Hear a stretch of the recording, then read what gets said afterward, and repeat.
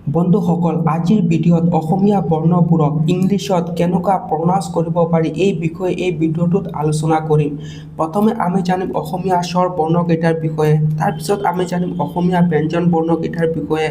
তাৰপিছত জানিম আমি স্বৰচিহ্নকেইটাৰ বিষয়ে, তাৰপিছত জানিম আমি ইংলিছত বাক্যবোৰ কেনেকুৱা গঠন কৰিব পাৰি। তেনেহ'লে বন্ধুসকল, প্ৰথমে আমি জানিম অসমীয়া স্বৰ বৰ্ণকেইটাৰ বিষয়ে। অটো লিখিবলৈ ব্যৱহাৰ কৰিম আমি এ, আটো লিখিবলৈ ব্যৱহাৰ কৰিম আমি ডাবল এ, হস্ৰইটো লিখিবলৈ ব্যৱহাৰ কৰিম আমি আই, দীৰ্ঘইটো লিখিবলৈ ব্যৱহাৰ কৰিম আমি ডাবল ই বা আই,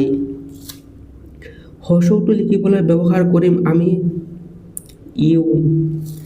দীৰ্ঘউটো লিখিবলৈ ব্যৱহাৰ কৰিম আমি ডাবল অ' বা ইউ, ৰিটো লিখিবলৈ ব্যৱহাৰ কৰিম আমি আৰ আই, এটো লিখিবলৈ ব্যৱহাৰ কৰিম আমি ই, ঐটো লিখিবলৈ ব্যৱহাৰ কৰিম আমি এ আই, উটো লিখিবলৈ ব্যৱহাৰ কৰিম আমি অ', অ'টো লিখিবলৈ ব্যৱহাৰ কৰিম আমি এ ইউ বা অ ইউ। ঠিক আছে বন্ধুসকল, তাৰপিছত আমি জানিম অসমীয়া ব্যঞ্জন বৰ্ণকেইটাৰ বিষয়ে। কটো লিখিবলৈ ব্যৱহাৰ কৰিম আমি কে, খটো লিখিবলৈ ব্যৱহাৰ কৰিম আমি কে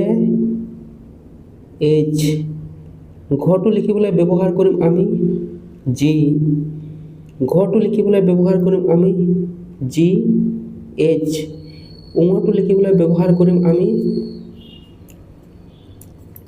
উঙটো লিখিবলৈ ব্যৱহাৰ কৰিম আমি এন জি, প্ৰথম স্বৰটো লিখিবলৈ ব্যৱহাৰ কৰিম আমি জি এইচ, দ্বিতীয় স্বৰটো লিখিবলৈ ব্যৱহাৰ কৰিম আমি জি ডাবল এইচ, ঝটো লিখিবলৈ ব্যৱহাৰ কৰিম আমি জে, ঝটো লিখিবলৈ ব্যৱহাৰ কৰিম আমি জে এইচ, নিয়টো লিখিবলৈ ব্যৱহাৰ কৰিম আমি এন, টটো লিখিবলৈ ব্যৱহাৰ কৰিম আমি টি, থটো লিখিবলৈ ব্যৱহাৰ কৰিম আমি টি এইচ,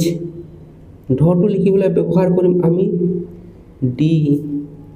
ধটো লিখিবলৈ ব্যৱহাৰ কৰিম আমি ডি এইচ, মূৰ্ধন্য ণটো লিখিবলৈ ব্যৱহাৰ কৰিম আমি এন,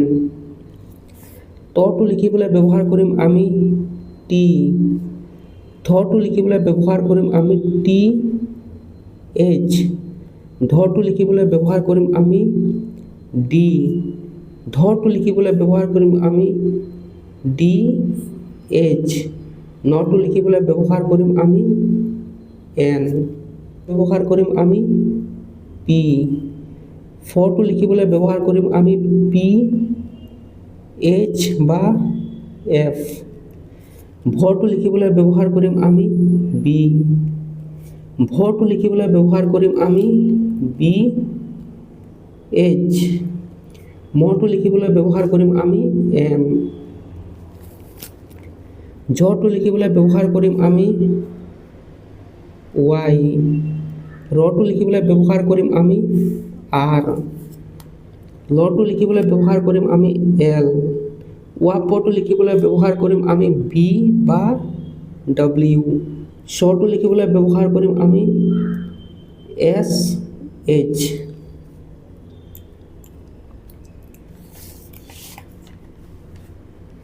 শ্বটো লিখিবলৈ ব্যৱহাৰ কৰিম আমি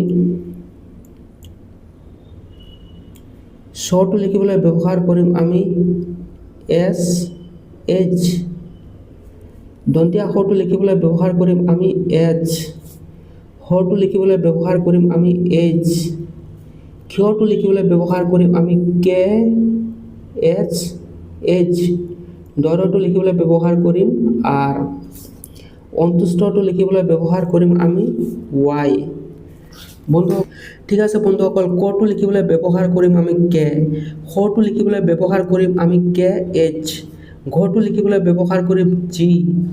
ঘটো লিখিবলৈ ব্যৱহাৰ কৰিম জি এইচ, উঙটো লিখিবলৈ ব্যৱহাৰ কৰিম এন জে, প্ৰথম স্বৰটো লিখিবলৈ ব্যৱহাৰ কৰিম আমি CH, দ্বিতীয় স্বৰটো লিখিবলৈ ব্যৱহাৰ কৰিম আমি CHH, বৰ্গীয় জটো লিখিবলৈ ব্যৱহাৰ কৰিম আমি J, ঝটো লিখিবলৈ ব্যৱহাৰ কৰিম আমি JH, নিয়টো লিখিবলৈ ব্যৱহাৰ কৰিম আমি N, টটো লিখিবলৈ ব্যৱহাৰ কৰিম আমি T, থটো লিখিবলৈ ব্যৱহাৰ কৰিম আমি TH, ডটো লিখিবলৈ ব্যৱহাৰ কৰিম আমি D, ঢটো লিখিবলৈ ব্যৱহাৰ কৰিম আমি TH, মূৰ্ধন্য ণটো লিখিবলৈ ব্যৱহাৰ কৰিম আমি N, টটো লিখিবলৈ ব্যৱহাৰ কৰিম আমি T,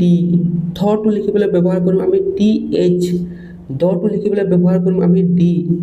ঢটো লিখিবলৈ ব্যৱহাৰ কৰিম আমি DH, নটো লিখিবলৈ ব্যৱহাৰ কৰিম আমি N,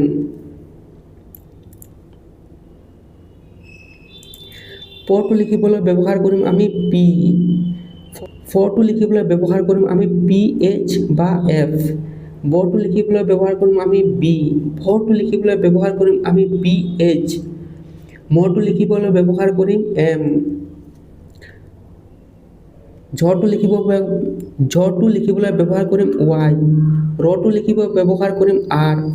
লটো লিখিবলৈ ব্যৱহাৰ কৰিম L, ৱাপটো লিখিবলৈ কাৰণে B বা W, তালিবা স্বৰটো লিখিবৰ কাৰণে SH, স্বৰটো লিখিবৰ কাৰণে SH, দন্তীয়া হটো লিখিবৰ কাৰণে S, হটো লিখিবৰ কাৰণে H, ক্ষয়টো লিখিবৰ কাৰণে KHH, দৰটো লিখিবৰ কাৰণে R, অন্তুষ্ট লিখিবৰ কাৰণে Y। ঠিক আছে বন্ধুসকল, এতিয়া আমি জানিলো স্বৰৰ চিহ্নকেইটাৰ বিষয়ে। আকাৰ লিখিবলৈ ব্যৱহাৰ কৰিম আমি A, হস্ৰইকাৰ লিখিবলৈ ব্যৱহাৰ কৰিম আমি I, দীৰ্ঘইকাৰ লিখিবলৈ ব্যৱহাৰ কৰিম আমি I বা EE, হস্ৰউকাৰ লিখিবলৈ ব্যৱহাৰ কৰিম আমি U, দীৰ্ঘকাৰ লিখিবলৈ ব্যৱহাৰ কৰিম U বা O, ৰিকা লিখিবলৈ ব্যৱহাৰ কৰিম আমি RI, একাৰ লিখিবলৈ ব্যৱহাৰ কৰিম আমি E, ঔকাৰ লিখিবলৈ ব্যৱহাৰ কৰিম আমি AI, ঔকাৰ লিখিবলৈ ব্যৱহাৰ কৰিম আমি AU বা OU। বন্ধুসকল, এতিয়া আমি শিকিম অসমীয়া বাক্যবোৰ ইংলিছত কেনেকুৱা গঠন কৰিব পাৰি। ইয়াতে লিখা আছে কমল, কমলটো আমি ভাঙি দিলো, ক যোগ অ যোগ ম যোগ অ যোগ ল, কমল। কমলটো আমি ইংলিছত কেনেকুৱা লিখিম? কৰ কাৰণে লিখিম আমি কে, অৰ কাৰণে লিখিম আমি এ, মৰ কাৰণে লিখিম আমি এম, অৰ কাৰণে লিখিম আমি এ, লৰ কাৰণে লিখিম আমি L, Kamal. K A M A L, Kamal. মোহনটো আমি কেনেকুৱা লিখিম? এমৰ কাৰণে লিখিম আমি, মোহনটো আমি কেনেকুৱা লিখিম? মৰ কাৰণে লিখিম আমি এম, ওৰ কাৰণে লিখিম আমি অ, হৰ কাৰণে লিখিম আমি এইচ, এৰ কাৰণে লিখিম আমি এ, নৰ কাৰণে লিখিম আমি এন, মোহন। MOHAN, মোহন। ঠিক আছে বন্ধুসকল, তাৰপিছত আমি আৰু এটা চাই লওঁ সীমা। সীমাটো আমি ইংলিছত কেনেকুৱা গঠন কৰিম? দন্তীয়া সটোৰ কাৰণে লিখিম আমি H, দীৰ্ঘটিৰ কাৰণে লিখিম আমি EE, মৰটোৰ কাৰণে লিখিম আমি M, আৰটোৰ কাৰণে লিখিম আমি A, সীমা। SEEMA, সীমা। এই দুটা বাক্য গৌৰৱ আৰু ৰাম ইংলিছত গঠন কৰি কমেণ্টত জনাব। ঠিক আছে বন্ধুসকল, আজিৰ ভিডিঅ'ত বাছ ইমানেই।